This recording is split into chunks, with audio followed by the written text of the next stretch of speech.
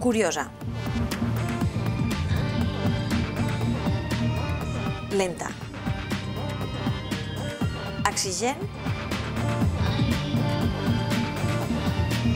Caòtica. Gamberra. Sònia Gómez té 35 anys i és performer. Es va formar com a ballarina i coreògrafa a l'Institut del Teatre i al Parcs de Brussel·les. Va treballar a la Fura dels Baus i a la General Elèctrica. I després, amb la seva pròpia companyia, va debutar amb una trilogia autobiogràfica anomenada Ego Motion. Li interessa treballar amb gent anònima. Un dels seus espectacles de més èxit ha estat Mi madre y yo, que es va representar al Festival Catalan Days a Nova York.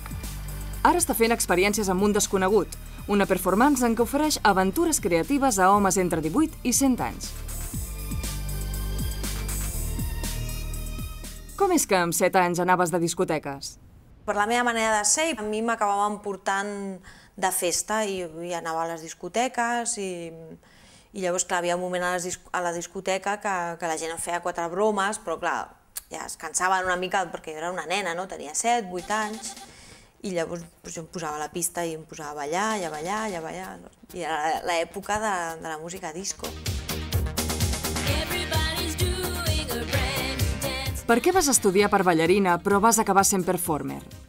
Perquè és que no sé, aquí la classe anava amb un ritme i jo anava amb un altre sempre. Era impossible, per exemple, que jo pogués ballar com no sé, amb una coreografia. Llavors una mica al lloc on vaig començar a descobrir que podria treure-li partit d'aquesta curiositat per moure'm, que la tenia des de quan era petita, doncs va ser una mica proposant jo fent la meva feina.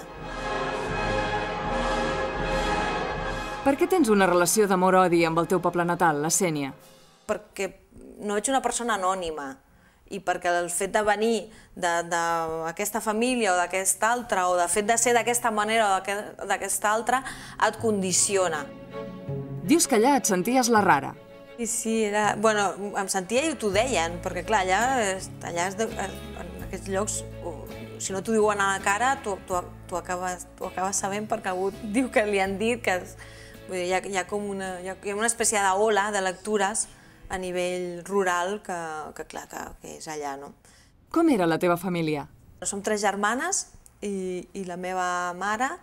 Durant una època estava la meva àvia i una tieta i el meu pare va morir quan jo tenia 4 anys i llavors hi ha una casa molt femenina, molt d'amor així visceral, que dic jo, no?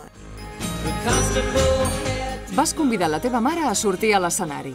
Vaig tenir una reflexió d'on venia, no? I després d'aquesta reflexió vaig dir, ostres, doncs igual feia molts anys que volia proposar-li alguna cosa amb ella. La teva mare diu que potser si el teu pare hagués viscut, això no hauria passat.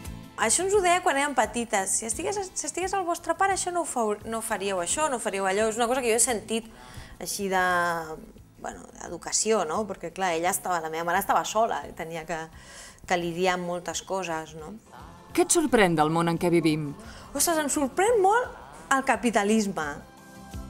Però et surt rendible fer de performer? Jo sé que amb la meva professió no guanyaré molts calés, és una cosa que fa uns anys em vaig adonar i que no passa res. En què poses l'ànima?